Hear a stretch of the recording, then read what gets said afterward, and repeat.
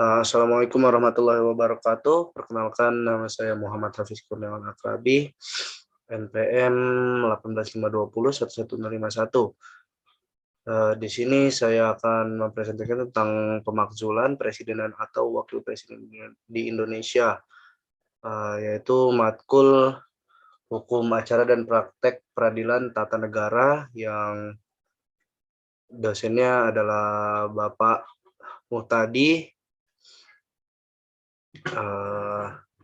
Saya akan langsung memulainya saja.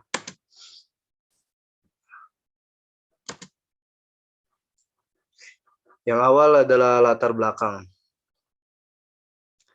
Dalam perspektif Undang-Undang 1945, proses pemakzulan presiden dan atau wakil presiden harus diusulkan oleh Dewan Perwakilan Rakyat atau DPR kepada Majelis Permusyawaratan Rakyat. Namun, sebelum proses pengajuan pemberhentian kepada MPR terlebih dahulu, DPR sebagai pihak yang mempunyai kedudukan hukum atau legal standing harus mengajukan permohonan kepada Mahkamah Konstitusi. Namun sebelum upaya di atas dilakukan, DPR terlebih dahulu menggunakan hak angket sebagai upaya penyelidikan terhadap kebijakan presiden dan atau wakil presiden. Kemudian DPR menggunakan hak menyatakan pendapat sebagai pintu masuk DPR untuk membawa presiden dan atau wakil presiden kepada MK.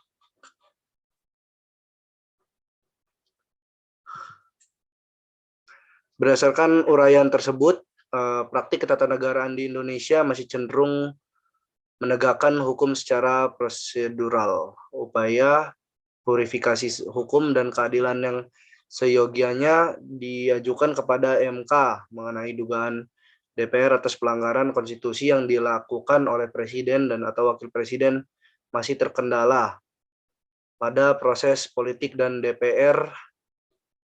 di DPR dengan mekanisme pemungutan suara. Implikasinya terhadap kontradiksi antar ketentuan pasal ayat 1 3 Undang-Undang pasal 1 ayat 3 Undang-Undang 1945 yang secara ekspresif verbis menyatakan Indonesia adalah negara hukum dengan ketentuan pasal 7B Undang-Undang 1945, yang mana proses untuk menegakkan hukumnya masih harus berdasarkan kepastian politik di DPR terlebih dahulu. Dalam perspektif Undang-Undang 1945, Indonesia adalah negara hukum, namun berkaitan dengan mekanisme pemakzulan, sebagaimana dijelaskan di atas, Indonesia cenderung tidak menunjukkan karakternya sebagai negara hukum secara sempurna. Yaitu tidak terdapat penguatan terhadap supremasi hukum, seperti keputusan hukum MK yang bersifat final dan mengikat, atau final binding, dilaksanakan oleh kesepakatan politik di MPR. Nah, kita masuk ke pembahasan yang pertama, yaitu adalah teori negara hukum. Konsep negara hukum itu prosesnya transisi di Indonesia dengan dilakukan perubahan terhadap Undang-Undang 1945.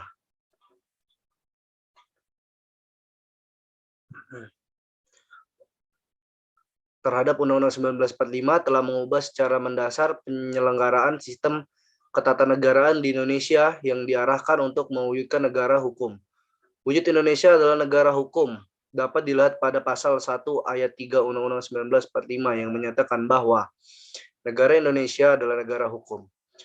Dalam perspektif teori terdapat beberapa konsep negara hukum, yaitu Rechtsstaat, lalu ada rule of law, ada socialist legality, ada nomokrasi Islam, dan ada negara hukum Pancasila.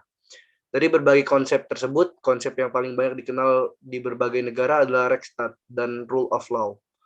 Perkembangan wawasan negara hukum telah berlangsung cepat.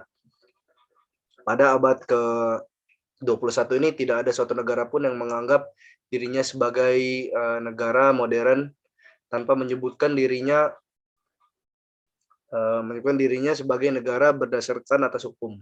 Menurut Seltema, unsur-unsur Rekstart adalah kepastian hukum, persamaan demokrasi, pemerintahan yang melayani kepentingan umum. Rekstart lahir pada abad ke-19, meskipun wawasannya telah lama ada jauh sebelumnya. Rekstart lahir setelah tumbuhnya paham tentang negara yang berdaulat dan berkembangnya teori perjanjian mengenai terbentuknya negara serta kesepakatan penggunaan kekuasaannya. Di sini juga ada sebelum masuk ke pembahasan yang selanjutnya, terdapat juga konsep negara hukum demokratis di Indonesia, yaitu Undang-Undang 1945 sebagai konstitusi negara Indonesia merupakan the supreme of law the land. Pasca amandemen Undang-Undang 1945 telah dirumuskan dalam batang tubuh mengenai konsep negara hukum yang sebelumnya hanya dicantumkan dalam penjelasan pada Undang-Undang 1945 pra-amandemen. Dari beberapa penekanan hasil amandemen Undang-Undang 1945, maka konsep negara hukum menjadi norma dalam Undang-Undang 1945 itu sendiri.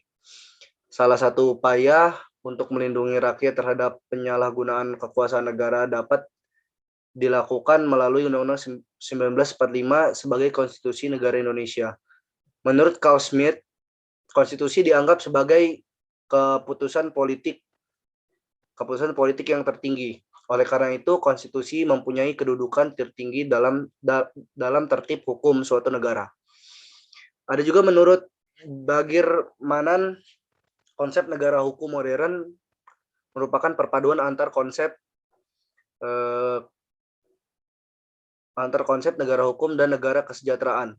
Di dalam konsep ini, negara atau pemerintah tidak hanya semata-mata sebagai penjaga keamanan dan ketertiban masyarakat saja, tetapi juga memikul tanggung jawab untuk mewujudkan keadilan sosial dan kesejahteraan umum demi kemakmuran rakyat. Dengan demikian, negara hukum yang bertopang pada sistem demokrasi dapat disebut sebagai negara hukum yang demokratis. Dalam negara hukum modern, menurut hasil kerja Komisi Konstitusi MPR RI, secara konseptual ada 3 karakter utama dari suatu konstitusi, yaitu yang pertama ada konstitusi sebagai suatu hukum tertinggi suatu negara, atau Constitution is a supreme law of the land. Lalu yang kedua ada konstitusi sebagai suatu kerangka kerja sistem pemerintahan, atau biasa disebut juga Constitution is a framework for government. Dan yang terakhir ada juga konstitusi merupakan suatu instrumen yang legitimate untuk membatasi kekuasaan pejabat pemerintah, atau biasa disebut Constitution a legitimate way to grant unlimited power of government official. Masuk ke materi pembahasan yang selanjutnya, yaitu adalah kedudukan hukum, hak angket, dan pemakzulan. Hak angket dalam sistem ketatanegaraan di Indonesia adalah pembahasan yang pertamanya. DPR memiliki beberapa hak dalam menjalankan fungsi dan wewenangnya, yaitu hak angket, hak interpelasi, dan hak menyatakan pendapat. Hak angket merupakan manifestasi dari fungsi pengawasan DPR kepada Presiden. Peranan hak angket merupakan wujud dari suatu kekuasaan dan mekanisme check and balance antar lembaga negara, termasuk DPR dengan Presiden. Hak angket diatur dalam pasal 20A ayat 2 Undang-Undang 1945 Jungto Undang-Undang Nomor 6 Tahun 1954 tentang hak angket, Jungto Undang-Undang Nomor 27 Tahun 2009 tentang Majelis Permusyawaratan Rakyat, Dewan Perwakilan Rakyat, Dewan Perwakilan Daerah, dan Dewan Perwakilan Rakyat Daerah. Yang kedua adalah konsep pemakzulan. Secara garis besar dalam dunia hukum tata negara terdapat 2 model pemakzulan, yaitu impeachment dan forum privilegiatum. Konsep impeachment lahir di Mesir kuno dengan istilah iesanggelia. Kemudian pada abad ke-17 diadopsi oleh pemerintah Inggris dan dimasukkan dalam Konstitusi Amerika Serikat pada akhir abad ke-18. Konsep impeachment dalam sistem ketatanegaraan Amerika Serikat adalah mekanisme pemberhentian pejabat negara karena melanggar pasal-pasal impeachment, yaitu pengkhianatan terhadap negara, penyuapan, kejahatan tingkat tinggi lainnya. Dan ada perbuatan tercela juga, yaitu treason, bribery, or other high crimes and misdemeanors. Yang kedua adalah forum privilegiatum, merupakan konsep pemberhentian pejabat tinggi negara termasuk presiden melalui peradilan khusus secara legal proceeding, yaitu presiden yang dianggap melanggar hukum diberhentikan melalui mekanisme pengadilan yang dipercepat tanpa melalui jenjang pemeriksaan pengadilan konvensional dari tingkat bawah. Konsep ini diterapkan di Prancis pada pasal 68 konstitusinya yang mengatur bahwa presiden dan para pejabat negara dapat dituntut diberhentikan di dalam forum Mahkamah Agung Prancis karena pengkhianatan kepada negara, melakukan kejahatan kriminal, dan tindakan tidak pantas lainnya. Yang ketiga adalah pemakzulan presiden dan atau wakil presiden Indonesia. Pada era pra-amandemen Undang-Undang 1945, tidak ada aturan yang jelas untuk memberhentikan presiden atau wakil presiden di tengah masa jabatan. Implikasinya proses pemakzulan presiden atau wakil presiden dilakukan dengan kesepakatan politik tanpa adanya kejelasan status hukum.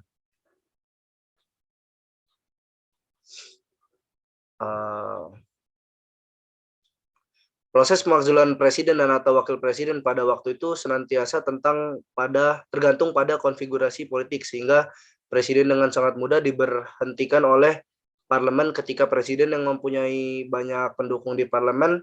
Dalam praktik ketatanegaraan di Indonesia telah terjadi 2 kali pemakzulan presiden. Yang pertama adalah pemakzulan terhadap Presiden Soekarno, dan yang kedua adalah pada Presiden Abdurrahman Wahid, yaitu Presiden Soekarno itu terjadi pada 1967 dan pada Abdurrahman Wahid yaitu pada tahun 2001. Keduanya diberhentikan oleh MPR tanpa alasan hukum yang jelas, yang semata-mata didasarkan atas keputusan publik.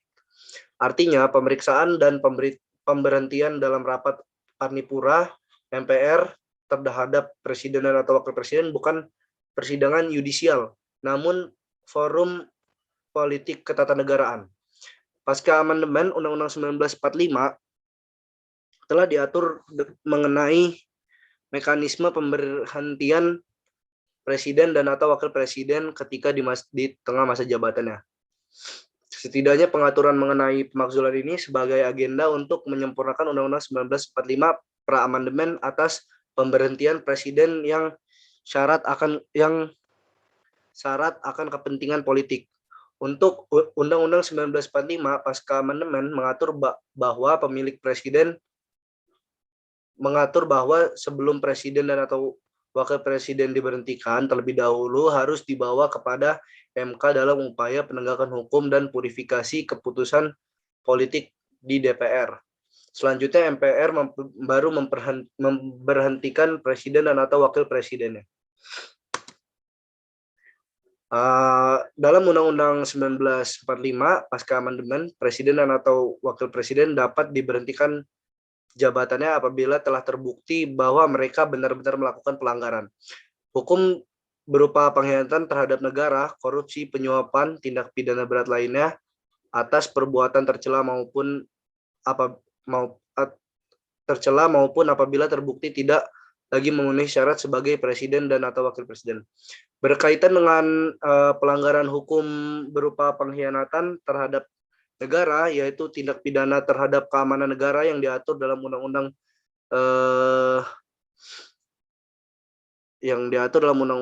meskipun KUHP tidak mengenal pembagian jenis kejahatan terhadap keamanan negara dapat dibedakan dalam dua jenis, yaitu kejahatan terhadap keamanan dalam negeri atau Hoogverraad dan kejahatan keamanan negara di luar negeri atau Landverraad. Sedangkan pelanggaran hukum berupa korupsi dan penyuapan merupakan kejahatan yang sangat membahayakan kepentingan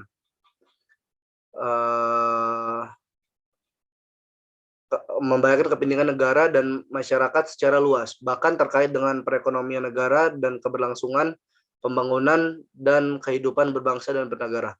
Terdapat beberapa negara di dunia mencantumkan korupsi dan penyuapan sebagai alasan pemberhentian presiden, yaitu Amerika Serikat, Korea Selatan, dan Filipina.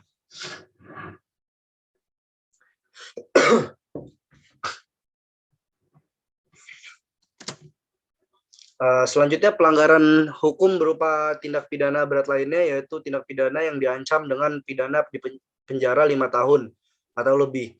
Sedangkan mengenai perbuatan tercela, baik dalam Undang-Undang 1945 maupun Undang-Undang Nomor 24 Tahun 2003 tentang Mahkamah Konstitusi, tidak ada batasan yang tegas dengan istilah ini.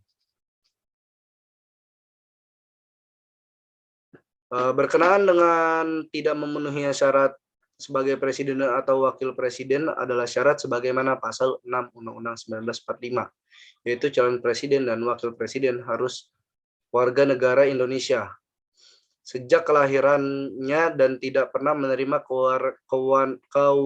kewarganegaraan lain karena kehendaknya sendiri, tidak pernah mengkhianati negara, serta mampu secara rohani dan jasmani untuk melaksanakan tugas dan kewajibannya sebagai presiden dan atau wakil presiden. Apabila dalam suatu masa jabatan, presiden dan atau wakil presiden telah terbukti tidak memenuhi syarat atas jabatannya, maka dapat diberhentikan oleh MPR. Yang ketiga adalah hak angket dan mekanisme pemakzulan. Menurut Undang-Undang 1945, penggunaan hak angket oleh DPR adalah yang pertama. Hak angket merupakan hak konstitusional DPR sebagai diatur dalam pasal 20A ayat 2 Undang-Undang 1945 sebagai wujud fungsi pengawasan DPR kepada pemerintah guna tercapainya mekanisme saling kontrol dan imbang atau check and balance mechanism. Pengguna hak angket adalah hak untuk melakukan penyelidikan terhadap kebijakan pemerintah yang penting dan strategis, serta berdampak luas pada kehidupan masyarakat dan bangsa yang diduga bertentangan dengan peraturan perundang-undangan. Penggunaan hak angket diusulkan oleh paling sedikit 25 orang anggota DPR dan lebih dari satu fraksi. Pengusulan hak angket disertai dengan dokumen yang membuat sekurang-kurangnya materi, kebijakan dan atau pelaksanaan undang-undang yang akan diselidiki dan alasan penyelidikan. Usul yang demikian menjadi hak angket DPR apabila menjadi persetujuan dari rapat paripurna DPR yang dihadirkan lebih dari 1 sampai 2 orang atau 1/2 jumlah anggota DPR, dan keputusan diambil dengan persetujuan lebih dari 1/2 jumlah anggota DPR yang hadir. Dalam hal ini, DPR berwenang memutuskan untuk menerima atau menolak usulan pengguna angket. Selanjutnya, apabila usulan diterima, maka DPR membentuk panitia angket yang terdiri atas semua unsur fraksi DPR dengan keputusan DPR.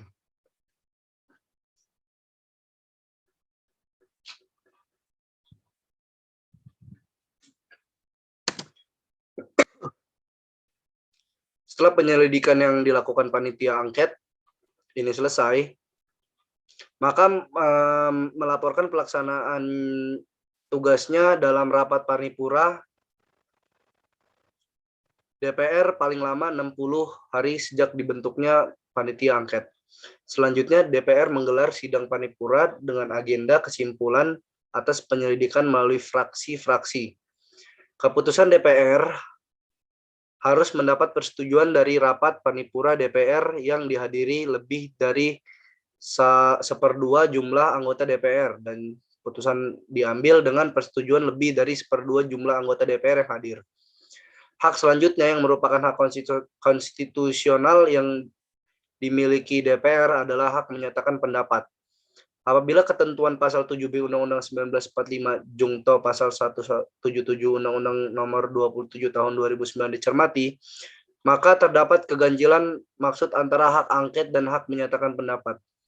Yaitu secara substansi, rapat paripurna DPR untuk keputusan hak angket merupakan wujud penggunaan hak menyatakan pendapat, karena dalam hal ini masing-masing fraksi diperkenakan menyampaikan pendapatnya sebelum keputusan DPR atas penyelidikan yang dengan menggunakan hak angket. Namun dalam perspektif Undang-Undang Nomor 27 Tahun 2009, hak menyatakan pendapat merupakan tindakan lanjut pelaksanaan hak angket.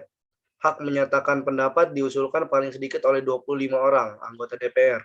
Keputusan untuk menggunakan hak menyatakan pendapat DPR apabila mendapat persetujuan dari rapat paripurna, DPR yang dihadiri paling sedikit 3/4 dari jumlah anggota DPR, dan keputusan diambil dengan persetujuan paling sedikit 3/4 dari jumlah anggota DPR yang hadir. DPR berwenang memutuskan untuk menerima atau menolak usulan hak menyatakan pendapat. Apabila usulan diterima, maka DPR membentuk panitia khusus yang terdiri atas semua unsur fraksi DPR dengan keputusan DPR. Namun apabila DPR menolak usul hak menyatakan pendapat, maka usul untuk menggunakan hak menyatakan pendapat tidak dapat diajukan kembali.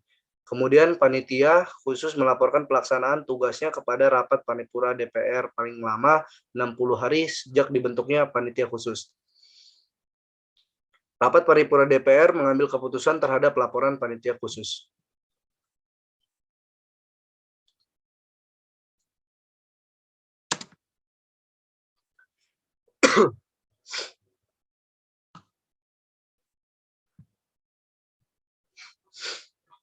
Ketika dalam rapat paripurna, DPR memutuskan menerima laporan panitia khusus yang menyatakan bahwa presiden dan atau wakil presiden melakukan pelanggaran hukum berupa pengkhianatan terhadap negara, korupsi, penyuapan, tindak pidana berat lainnya, atau perbuatan tercela ataupun tidak lagi memenuhi syarat sebagai presiden dan wakil presiden, DPR menyampaikan keputusan tentang hak menyatakan pendapat kepada Mahkamah Konstitusi. Dalam hal DPR mengajukan permintaan kepada MK atas dugaan pelanggaran yang dilakukan oleh presiden dan atau wakil presiden, maka harus berhasil mendapatkan dukungan sekurang-kurangnya 2/3 dari jumlah anggota DPR yang hadir dalam sidang paripurna, yang dihadiri oleh sekurang-kurangnya 2/3 dari jumlah anggota DPR. Setelah DPR berhasil membawa presiden dan atau wakil presiden kepada MK, maka MK wajib memeriksa, mengadili, dan memutus dengan seadil-adilnya paling lama 90 hari setelah permintaan DPR diterima dan didaftarkan di kepaniteraan MK. Namun segala keterangan yang diberikan kepada panitia angket tidak dapat dipergunakan sebagai bukti dalam peradilan terhadap saksi atau ahli itu sendiri yang memberikan keterangan atau terhadap orang lain, termasuk dalam persidangan di MK.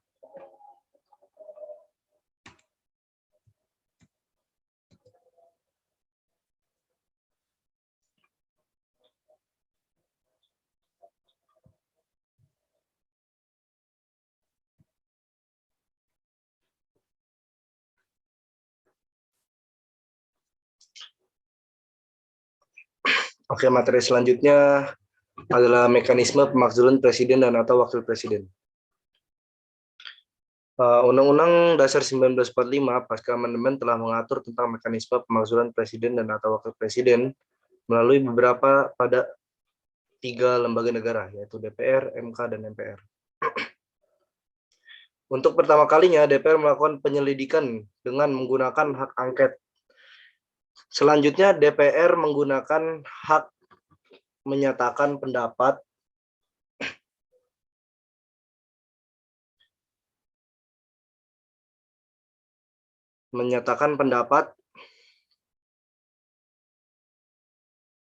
sebagai tindak lanjut atas pelaksanaan hak angket.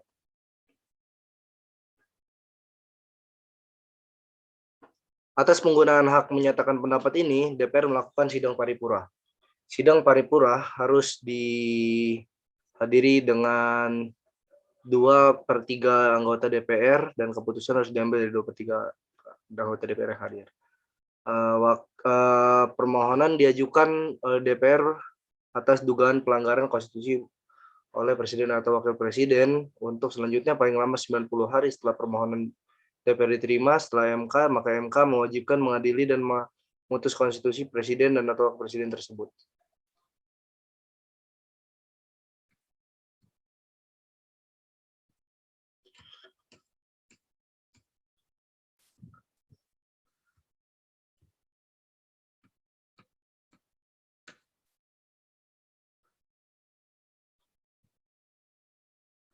Setelah MK memutus presiden dan atau wakil presiden bersalah dengan melanggar hukum dan konstitusi, maka DPR menyelenggarakan sidang paripurna untuk meneruskan pemberhentian presiden dan atau wakil presiden kepada MPR.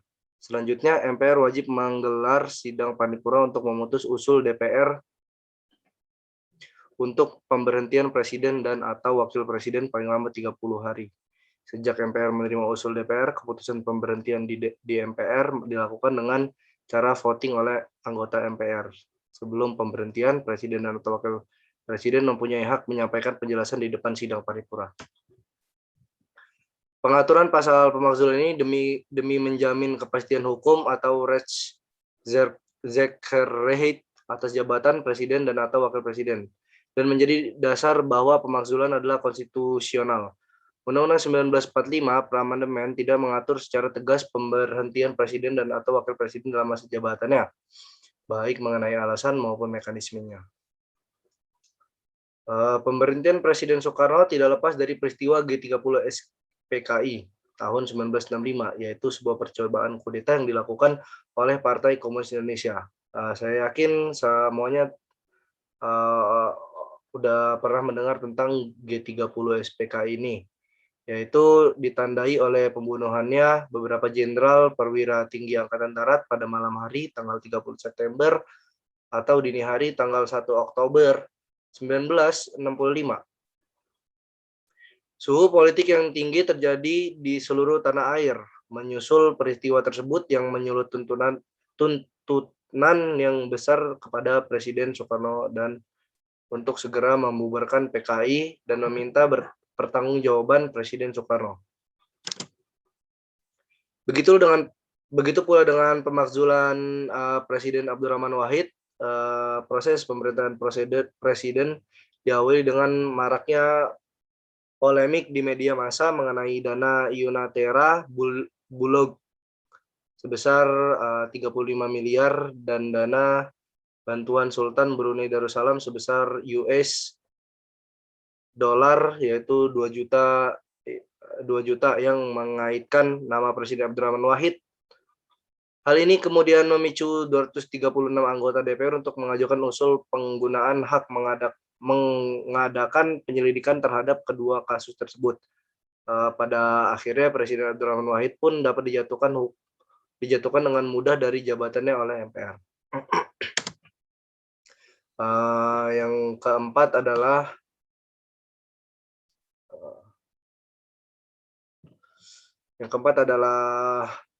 kedudukan putusan MK dalam mekanisme pemakzulan.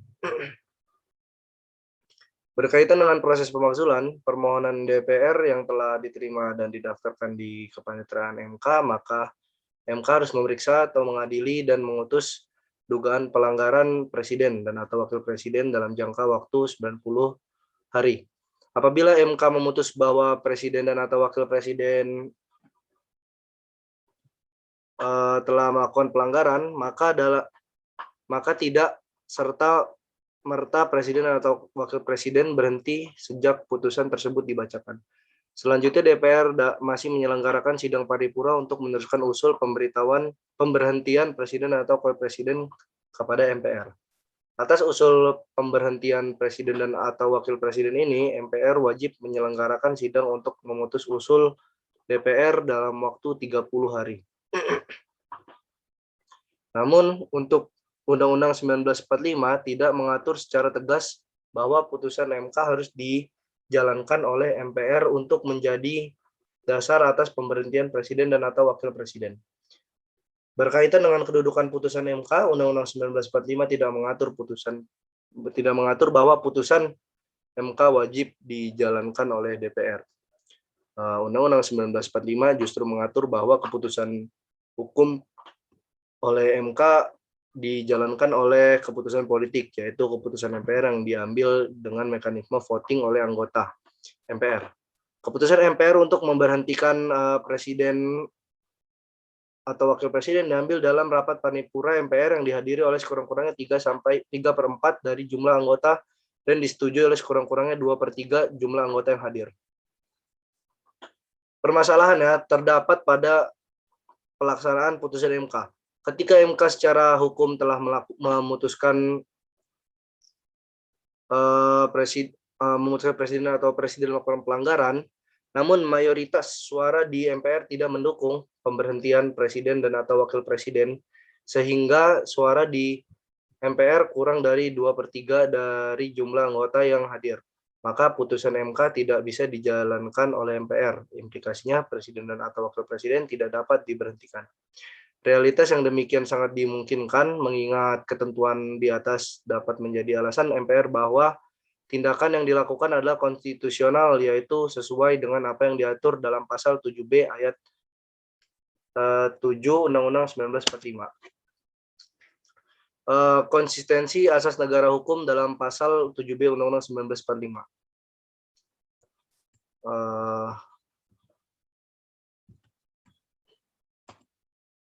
Selama ini pembangunan bidang usaha hanya bersifat sektoral, termasuk ketentuan Undang-Undang 1945 mengenai pemberhentian presiden atau wakil presiden dilaksanakan menurut Undang-Undang 1945.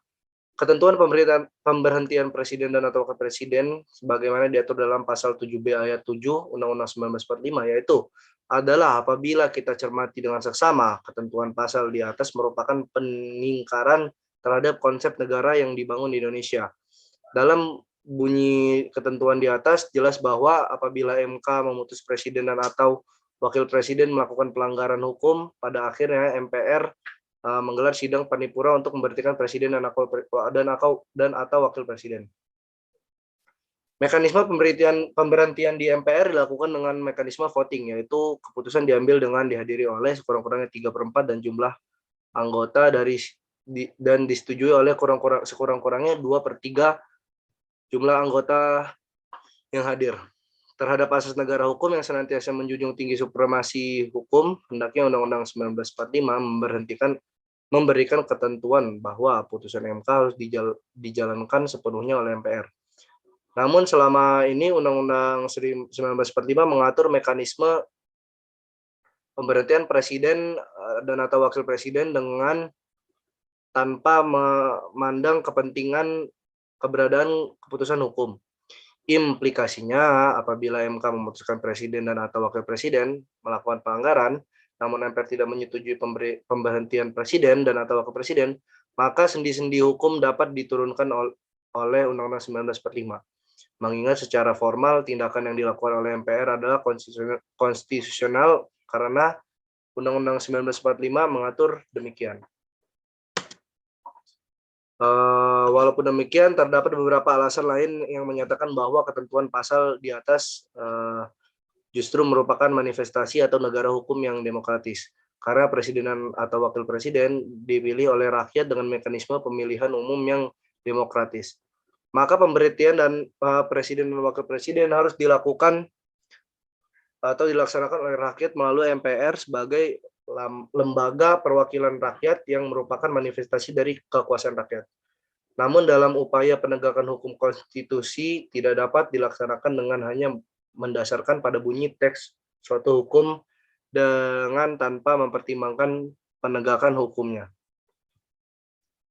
Permasalahan besar dan hal ini terlihat dalam realitas hukum di Indonesia saat ini, yaitu ketika prosedur dijadikannya tujuan sehingga berimplikasi pada kemungkinan para pejabat yang kebetulan bersalah atau diduga bersalah menjadikan alasan prosedur sebagai alasan untuk melenggakan jabatan sah, sehingga merapuhkan sendi-sendi hukum dan keadilan yang dibangun di Indonesia.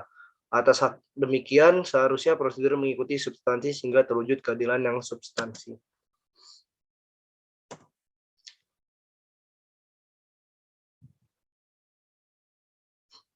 Di sini saya telah membuat kesimpulan bahwa